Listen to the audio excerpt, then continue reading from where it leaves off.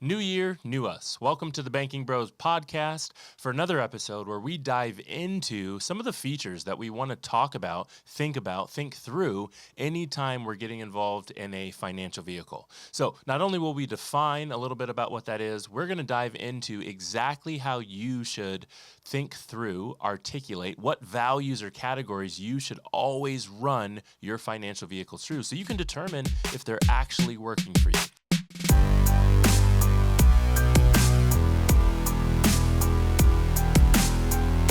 Thanks for joining us here today. My name's Jonah. My name's Sean. Yep, and what we're going to do today is a little bit of a preview, Sean. Tell the folks who are listening a little bit about what we've got going on in the future here for 2025. Yeah, so we're going to be introducing you guys to a series of videos really called Infinite Banking Versus, IBC Versus. So we're going to compare IBC to a lot of other financial products out there that you might be familiar with and just give you an unbiased opinion of a side-by-side, how well do these work for the goals that you're trying to accomplish. Yeah, and I think that's a really big thing that'll be helpful for a lot of people. There's a lot of noise out there, especially in the world today, where people talk about, well, should I be doing this with my money or should I be doing that with my money, right? Where we sit today, 2025, I know you might be listening to this later on in the year, maybe next year, right? A couple years after, but where we sit today, there's a lot of noise about some of the new financial plans out there because they've changed a few of the rules recently. If I'm not mistaken, they changed a few rules on the 529 plans that you can get for children. Now you've got the ability to actually invest a few of those dollars if and when your children decide not to attend their school or their trade school. So they've changed rules. And what that means is people are now reconsidering, well, should I put the money here? I might have ruled them out last year, but this year maybe it's back because they've changed rules. I need to know. Of course, we've got a presidency change in 2025 currently. So with that comes the probability of tax law changes over time. And so that, of course, is going to play a big factor into a lot of the government-sponsored retirement plans. All of those have to do with the tax code. And so that's really where the idea here of our YouTube series came from, right? Infinite Banking Versus. I got a sound effect for us. There's the boxing bell, right? Infinite Banking Versus. And we're going to line these up and we're going to go through 7 different categories and talk through each one and why it's important and why you should evaluate where you're putting your money through these categories. So maybe we should preview them a little bit here, Sean, and tell them what the categories are we're going to be talking through. Yeah, definitely. You want me to list all 7 out and then we can kind of do it. We'll come back through and go through. Number 1, we got guarantees. We love guarantees over here on this side of things. Number 2 is safety. Safety is extremely important, especially when dealing with my own personal money. Number 3, did I say number 2 or number 3? Doesn't matter. Number 3 is liquidity. Want to have access to that cash. Number 4 is going to be rate of return or growth. Number 5 is going to be flexibility.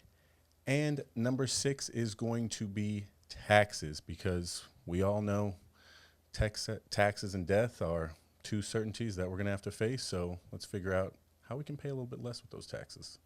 There we go. And don't forget about number 7, which is going to be principal protection, right? We want to make sure that the money we place in the policy, or the money we place in the account, or the money we place in the bank, the money we place in the investment is in fact protected itself.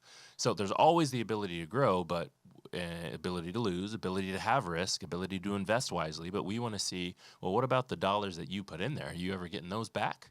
Right? That's important to us as well. So we're going to walk through all of those. I think it's probably most important for the people out there listening that we kind of dive into each one. So let's define them a little bit. And then let's talk about why we think it's important to us. So why don't we start? We'll start with that last one I just mentioned. That's the one right on the top of my head right now. So let's talk about principal protection. Principal protection. Sean, if you had to define principal protection, how would you define it? What does that mean? In my mind, principal protection means the money that I put into the vehicle is going to be there no matter what. That money is not going to be at risk. We're not talking about potential gains of anything else. We're just talking about the principal that I placed into the policy, that initial amount of money. So principal protection is protecting what's in there. When I talk about principal protection, I don't want to know yet, not in this category, principal protection. I don't want to know about market conditions. I don't care about external factors. It doesn't matter to me if I'm 20 years old, 40 years old, 60 years old, if I just started working, if I'm a seasoned investor, if I'm about to retire. I do not care. When I'm talking about principal protection, I want to know the initial investment or the initial deposit. Is it protected? What guarantees do I have around that money, right? And so that's important to me. I think it helps a lot of people when they think about principal protection because it helps them dive into a little bit of like risk management, right? That's a big, serious thing when we're talking about principal protection, risk management. There's also just the preservation of wealth. I already worked for the money. Right? A lot of people take that for granted. I used to personally take that for granted. Like, I'm 32 years old right now. I've been working full time since I was 16, I think. 16 is when I got my first full time. I think I was working part time at 15, but about 16, I started working all the time, right? Maybe not, I guess, full time. I guess full time was like 18 or so. But up until then, I've made money. So I've already made it. I want to keep it, right? That's like a big thing that a lot of people take for granted, and we don't want to take it for granted, especially when we're talking about using a new vehicle or feeling out the changes that have happened in recent years. What about, talk to me about emergency preparedness. How prepared for an emergency can you be if your principal is not protected? Yeah, I mean, if you need to get access to that money, if something comes up, because let's be honest, guys, it always seems like something's coming up. There's always some sort of emergency. My car is breaking down. My dog is sick, and I got to go spend a couple grand on him.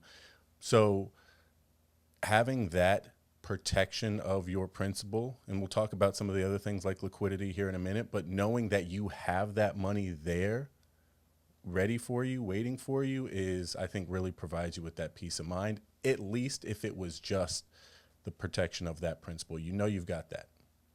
Yeah, that's so important to me. It also really helps with long-term planning. So we think as we walk through some of these topics that we're going to compare and contrast, we think you should always, always, always value principal protection. That's a big one. So Sean, you mentioned guarantees next. Let's talk about guarantees a little bit. Maybe same question for you. Define a guarantee. If you can. I know it's kind of easy. Everybody kind of understands the meaning of that one, but if you had to define it, give me your best shot.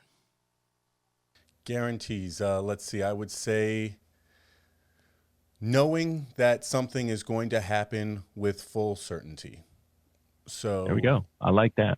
yeah, does this product that you're looking at provide you with guarantees? And maybe we're not just talking about guaranteed growth, but what are some of the other guarantees, things that you know are going to happen with full certainty about the product, the investment that you're looking at putting your money into, or maybe that your money's already in. Right. That's important to us, especially here on this channel. If you've heard us, if this is not your first podcast episode, you've heard us talk about that hundreds of times, guarantees. The reason that we harp on it so much is because so many people place their money into vehicles that do not have anything guaranteed about them, and they place most of their money. They work really hard. They will literally put some money out of that commission check, out of that paycheck, out of that salary into vehicles with no guarantees. They'll do it for every single paycheck, every single commission check, every single bonus check, and they'll do it for literally all of their life. All 40 years, 50 years, and they'll do it. And they get to the end and they go, oh no, what I thought was in there isn't in there. And the whole time, well, you didn't use a product that had any guarantees, and that's why it happened like that, right? We've heard those stories. So you said there's no guarantees in these type of products that you guys talk about often on the channel, and there is. The guarantee is that you won't ever go below zero. So again, when weighing out the positives and negatives, realize I have guarantees. They're just not something that I'm super excited about, whereas other products may offer some better guarantees. So everything's got a guarantee. It's just whether you like it or not. That's it. That's a very good reason. I think guarantees are so important because, again, they're going to help with your long term planning, with predictable cash flow, with risk mitigation, with stability. If you've got guarantees, you sleep better at night, right? Think about the last time you purchased something. Man, we just got through the holiday season. So a lot of things get purchased and they come with like a 30-day money back guarantee. You can return the thing. How better do you sleep if you bought something and you know you can return the thing because you've got a guarantee that you can go return it or you can get one that works, right? Doesn't that make you feel a little better? Definitely does. Peace of mind. Well, recently we just got through the holiday season, so I bought my wife a kitchen appliance that she really wanted, right? So she goes to use it yesterday for the first time, and the thing does not turn on. Plugged it in, no power light, right? She's like testing the other appliances in the house and the same plugs. She's using different plugs. She's checking the breaker box. She's like, no, I'm pretty positive it's just the appliance. Fresh, brand new out of the box, the thing does not turn on. But we bought it from a store that had guaranteed returns if it didn't work. So peace of mind for me because I'm going, oh, that was a few $100s I spent on my wife for this appliance, but it's fine. All I got to do is make a trip across town and boom, we'll have one that's working because of the guarantees.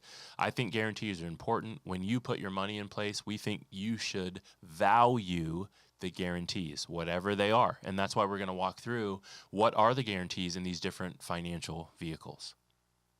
All right, Sean, what's up next? Next up, we got safety. So my definition of safety would simply be risk. What is the amount of risk involved in this vehicle?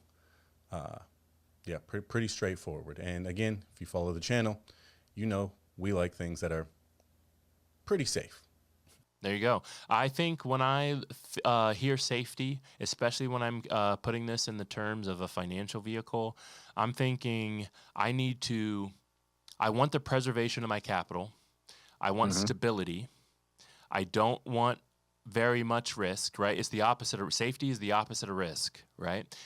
If I'm being risky, you can think about this in any type of aspect of your life, right? If I'm driving down the road and I'm being safe, I'm probably going the speed limit or under. My seatbelt is on. The phone is in my pocket.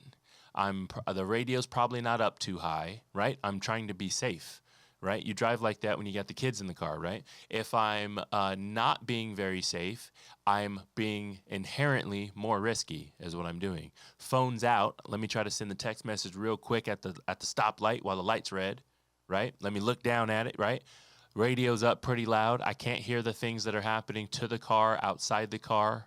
Does that make sense? Kids are in the back screaming. I'm actually engaging with them, turning my head back and forth. I have no idea what the speed limit is. I haven't looked, right? Does that make sense? So when I talk about safety, when we talk about safety, it's the opposite of risk. How much risk is involved in this place where we're putting our money? And therefore how much safety is not involved, or the adverse? How much safety is involved, and therefore how much risk is not involved. So we want to compare that when we talk about some of these financial vehicles. So why don't we take a second here, Sean? Why don't we tell the folks about what financial vehicles so far that we're going to be comparing? We've got like 3, 4, 5, 6 of them so far that we want to compare. Why don't we talk about 1 or 2 or 3 of them so we can make sure that we can entice them a little bit to go watch our YouTube series? Yeah, definitely. So I think one of the hottest topics right now and things that we hear all the time when talking to clients is the Index Universal Life policy. I think it's one of the most comparable style products out there to participating whole life and, utilizing infinite banking. They say that you can utilize IULs with infinite banking. So stay tuned for that episode because there's going to be a lot of eye-opening information and, hopefully some clarity that's brought to what that vehicle really is and what it could do for you. I love it. I got my title already. IBC versus IUL, something, right? We got to put, maybe we should put boxing gloves on for the thumbnail or something like that, right? Yep. Okay, cool. We're also going to talk a little bit about something very popular out there. It has been said by all sorts of financial gurus. It is this idea of buy term and invest the difference. buy term and invest the difference. So we want to do an even, unbiased comparison of infinite banking, whole life insurance versus if you bought term and you invested the difference. I think a lot of people will value that video because it's such popular advice. That's popular advice, right? Yep. What else we got? We've got, if I'm not mistaken, the IBC versus the Roth IRA. A lot of people we do. absolutely love the idea of creating tax-free retirement, tax-free income, cash flow that is tax-free.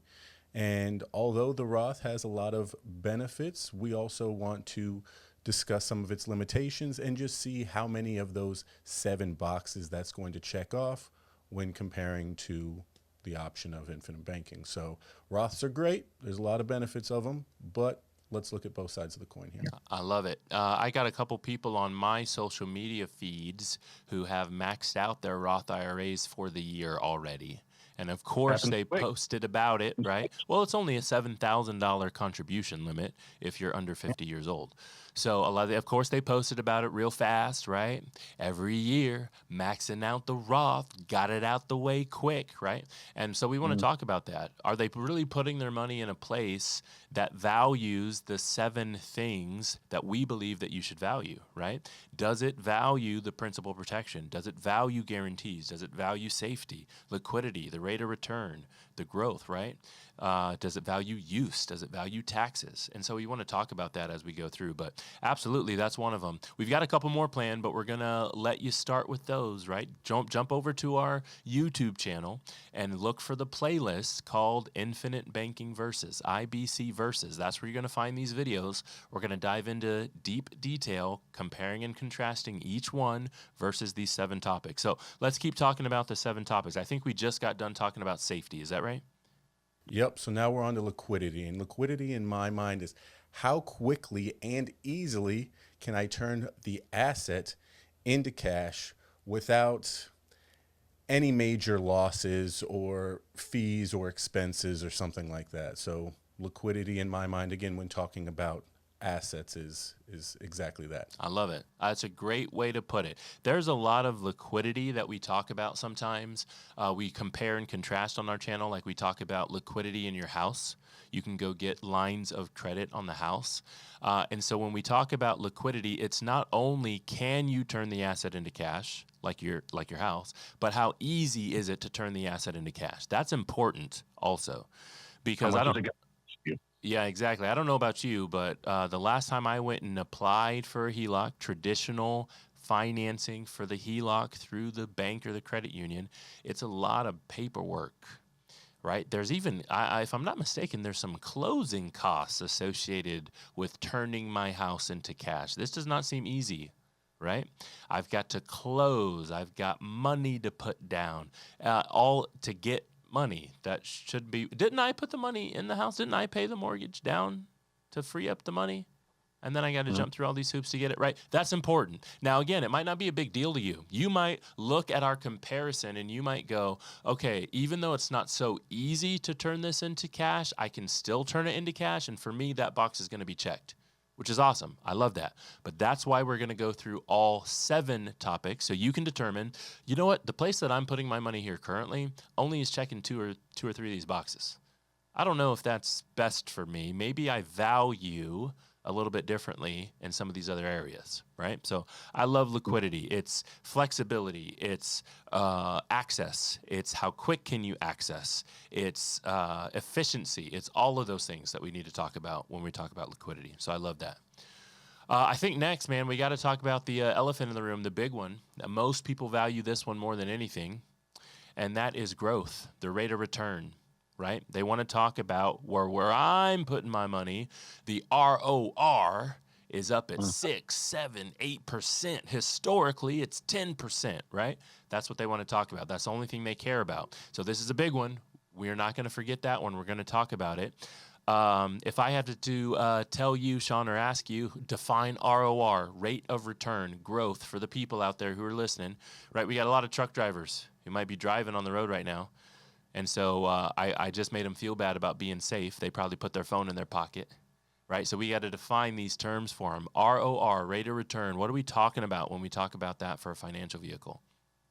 Yeah, so basically we're talking about the measurable factors of the profitability of the investment over a specific period of time in a basically in a percentage, expressed in a percentage normally. So it's of the initial investment. So, hey, I put this in, how much is it returning me percentage wise? Oftentimes you'll hear your financial advisors and all those people talking about rate of return. Because again, that's what people get excited about. They're like, oh yes, these are the numbers I'm looking for. So yeah, in general, rate of return is a big one for people. I love that. So here's what I'm thinking, Sean. When we do these videos, not all of them are shot just yet. But as we do them, Sean, I'm thinking what we should actually do is focus on the actual rate of returns when we talk about rate of returns, as opposed to the average rate of returns. You want to tell the people why we choose that, or what's the difference is? Yeah, real real numbers versus not real numbers. So That's right. actual rate of return versus average rate of return. Average rate of return is essentially just fluffing up what the numbers could be. You could go from, and we'll give you the examples in the video, but you could go with talking about average rate of return. You could have a nice big return and then some loss and then a nice big return. And you could end up looking at your account saying that, I'm exactly where I started. And yet maybe your advisor is telling you, oh man, we're averaging 25% right now. But in all actuality, your account is sitting at that same amount that it started at. So we want to look at the actual rate of return, what those numbers really are versus the average rate of return, because the numbers can trick you if you let them. Yep, absolutely. That, I think numbers trick a lot of people. People don't understand the drawdown effect very well, right? They say, hey, I had a bad year. I lost 10%. I lost 20%. These have happened even very recently as of 2020, right? Depending on where your money was. And then go, it's fine because I'll make it up over time with 2 and 3 and 4 and 5% gains. Well, last year was 5 and this year was 7 and next year was 8. And people don't understand that if you lose a significant amount of principal like that, principal protection, right? That you have to earn a significant amount more to even get back to where you were. And your average could be a positive number. Hey, you averaged 5%, but your actual dollars could be a negative number. It all can happen at the same time. So that's super important as we talk through that particular attribute, rate of return or growth, whatever you want to call it, ROR. We're going to give you actual values as opposed to average values. We'll probably hint at what the averages are, so you know, but we're going to go in and dive in and give you actual values. All right, man, we got to take a quick pause here, and we got to do our fan follow of the week. So shout out to our fan follow of the week this week. That is Jory and Isaiah over on YouTube. So thank you so much for subscribing to us. If I'm not mistaken, if you subscribe to us, you more than likely hit that bell, which means that you'll get a little ding, a little notification on your phone when this episode's come out. So if you're watching the episode and you realize that we just shouted you out, leave us a comment. Leave us a comment. Give us a question. We'll dive into it. We'll answer it for you. We will respond to it, whether we do it live on our next podcast episode or live on our Thursday show, where we're also live on YouTube answering questions. Our little Ask Me Anything Coaches Hour. We'll make sure that we get it. So we really appreciate you following along. Thank you so much, Jory and Isaiah over there on YouTube. We appreciate you. And back to regularly scheduled programming, Sean. What we got next, man? Yeah, next up is flexible loan provisions. So Or use, right? Or use, yeah. So really what comes down to is what is it costing me? What does it take to get the access to my money? There's, whether you're talking 401k, Roth IRA, a lot of these different things, there's going to be something that it costs to be able to use your money, whether it's penalties, whether it's extra taxes, whatever it may be. So we want to look at what that loan provision is if you need to get in there and get access to that money. Yep, that's a very, very important. That's a big one as well. A lot of people pay attention to the fees, processing fees, like we just mentioned with HELOCs, closing costs. Like there's things that come along with use. Yes, you can use it, but here's all the hoops you have to jump through. Maybe there's taxes, maybe there's all sorts of stuff. So we need to highlight that. We need to highlight that fairly, right? We need to highlight that fairly. It is a lot easier to use money out of a savings account than it would be to use money out of a CD, certificate of deposit, at the same bank. There's different costs. They are different, right? And so you might be comparing one or the other, but if you highly value use, you might need to make sure where you just put your money checks that box, right? And that's what's important to us. So we'll talk all about it. We'll talk about interest rates. We'll talk about fees and payments, and we'll talk about I don't know. We'll probably dive into a couple of those popular ones out there, T. Rowe Price and Merrill Lynch and all the other places where where people decide to put money because they have a significant kind of grasp on that use category, right? They limit that a little bit. Man, and last but not least, this is probably the biggest one that eats away at a lot of the other categories, but that is taxes. The old Uncle Sam. Before we jump into taxes, most people understand taxes. Before we jump into taxes, I want to ask you a question, Sean. Do you know, so historically, we're in a very low tax environment right now. You might have heard us say that before on this channel. So the highest tax bracket currently, I believe, 2025, is 37, if I'm not mistaken. 37. Okay. Now, I believe if you're single, married, filing jointly, or all that fun stuff, I think you've got to make more than 500. It might be 4 and change right now in order to get into that tax bracket. And again, all of that's got to be taxable. There's lots of different ways that you can mitigate some of those things. But my question for you, Sean, and for the people out there is, do you know how high the tax rates have gone before? So again, let me be so clear. I just looked it up to make sure I'm correct. You've got to make more than $578,000 to be taxed at 37%. So my question is not how much do you have to make to be taxed at 37. My question is, in the past, that 37 number, do you know how high it has gone before? So listen to a lot of books, read a lot of books. For whatever reason, 92% is popping into my head. I know it's somewhere right around there. So the actual answer is 94, is as high as it's gone. So 92 is very close. And here's my second follow-up question for you. How many times has it been above 90? What about that? How many times in our history has the highest tax rate in America been above 90%? So do you mean like for an extended period of time, or if it was up and then down and then back up? Like, are we talking how many years? Like, oh, it's been up there twice. All I'm the not above. sure. Give me your best go at it.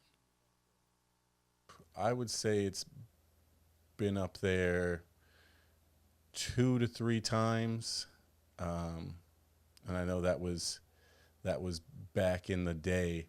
I know when Reagan was in office, I remember the stories of him. No, when he was shooting movies, when he was a famous movie star, he wouldn't shoot any more than 2 movies a year because living out in California, he'd get hit with that big tax, and they were essentially going to take every extra movie he made over. They'll take all the dollars, right? Isn't that crazy? Okay, listen to this. The U.S. tax rate has been above 90% 3 times, so I think you're correct on that one. The longest stretch above 90 was 1944 to 1963. 19 years it was above 90%, the very highest tax rate, right? Peaked in 1944 at the 94%. 94%. So when our highest tax rate right now is 37%, and we say taxes are low, that's why we're saying it. It's been so much higher for literally your grandparents. This is not that long ago. 1944, 1963. Your grandparents were alive. Taxes were that high, right? Not only that, here's the problem that we've got with today's America. America's $36 trillion in debt. You think it's higher? Let me look up. Don't we have that website? We can look that up. Yeah, that's a depressing website where those numbers. It's a depressing website, right? It just sits there and just spins and spins and spins. Let me see if I can pull it up. Is it 36 trillion? Give me your best guess. Yeah, I would say it's right around that 30 to 33 trillion dollar mark. Think so. We're cheating here. We're using Google. $36.17 trillion in debt. I don't know about you, but when we ask people all around the country, hey, do you understand about the tax brackets, the rate right now? Do you understand that it's low? Do you see the national debt, right? $37 trillion. Where do you think taxes are going? And most people tell us taxes are going up, right? They're going to come get more money. They have to. I actually talked to somebody on Sunday who said, I think Social Security is going first. They're coming to get it. And I said, they're coming to get something. I don't know what's first, but I'm pretty positive they're coming to get something. So here's what we're going to do in every single video that we produce on our Infinite Banking Versus series. We are going to highlight taxes. We're going to talk about, are you taxed now at the low bracket? Are you going to be taxed later when they can increase the brackets and it can be higher and probably will be higher? Should you pay attention to that? Is that important to you? And if it is, we're going to check those boxes on all these different categories. Roth IRAs, stocks, bonds, right? We might even do U.S. Treasury bonds, right? Let's throw those in, man. Let's do index universal life insurance policies. Let's talk about it. Let's talk about buying term, investing the difference. All of those things, what we're going to do is we're going to highlight each and every one. We're going to compare and contrast with the infinite banking concept, with whole life insurance. We're going to walk through those 7 categories and make sure you understand what's actually important to you and what you should value. So that's a little preview of our YouTube series coming out. Sean, tell them where they can go and find that. I hope you guys are excited. You could find that, of course, on the Banking Bros YouTube channel. And then we'll be turning those episodes into podcasts as well, right? Is this going to be a double platform type We're going to do something. We're going to make sure they get the information. You got to have it. This is important stuff. Well, make sure you follow Banking Bros on all of their social media. What do you guys actually call the YouTube? Banking Bros or Cash Compound? Banking Bros channel. That's Banking Bros channel. Bros channel. All right. Yep. So head on over there. And, of course, you'll be seeing me featured on there. My social media stuff is Legacy Life and Retirement. Work hand in hand with these guys promoting the same end goal, which is creating consistent cash flow for you and your family for generations to come. There we go. So if you heard it here, then you heard it here first, right? Click the link in the description of the video. You can probably jump over to YouTube from there. If you want to talk with either of us about what you're doing currently in your financial life and just double checking, making sure you're on the right track, get some help from somebody who does this day in and day out, then you can also find the links to our calendars in the description of our videos, in the podcast summary in the description. You can find them there. We'd be more than happy to talk with you on those free cash consultations.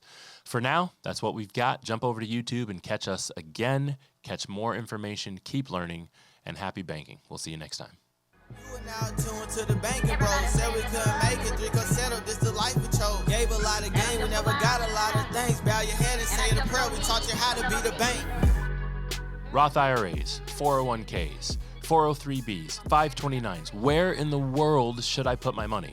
If that's you and you're wondering, what should I value? What's important? Then you've got to check out our new YouTube series. It's called Infinite Banking Versus. We're going to highlight the attributes, the characteristics of what we think every financial vehicle should have.